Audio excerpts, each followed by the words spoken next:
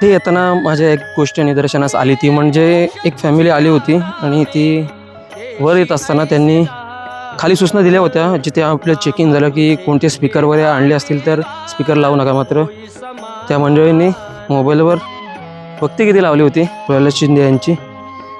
मात्र जर तुम्ही या ठिकाणी येत असाल गड किल्ल्यांवरती किंवा या ठिकाणी मुख्यतः पक्षी अभयारण्यसुद्धा आहे, कर्नाळ्याचं पक्षी अभयारण्य आणि 200पेक्षा जास्त या ठिकाणी प्रजाती आहेत. आणि या प्रजाती जर तुम्हाला पाहायच्या असतील, अनुभवायच्या असतील आणि या संपूर्ण सह्याद्रीचा निसर्ग, हा शांत निसर्ग जर तुम्हाला अनुभवायचा असेल, पक्ष्यांचा किलबिलाट, प्राण्यांचे आवाज जर तुम्हाला अनुभवायचे असतील, तर शांतता राखणे आपलं परम कर्तव्य मंडळी.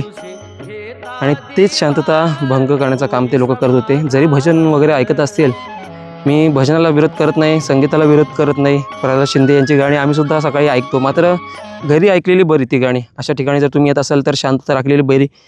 तुम्ही शांतपणे या ट्रेकिंगचा, निसर्गाचा आनंद घेत चाला आणि पक्ष्यांचा किलबिलाट ऐकत चाला. आणि मग हीच मंडळी शेवटी जाताना म्हणतात की आम्हाला कोणतेच पक्षी पाहायला मिळाले. तर त्याचं मेन कारण हे आहे की तुम्ही अशा ठिकाणी येत असताना मोबाईलवर गाणी वाजवत चालत असता. तर असं करू नका मंडळी. तुम्ही जर या ठिकाणी येत असाल तर नक्कीच शांतता राखायची आहे. आता आपण मंडळी वरच्या पाठ्यावरती पोचले, काही मंडळी परतीच्या प्रवासाला सुद्धा लागलेले आहेत. आणि आता आपण या ठिकाणी गड चढायला आता मात्र सुरुवात करणार आहोत. आपली जी खडी चढाई होती ती आता संपलेली आहे.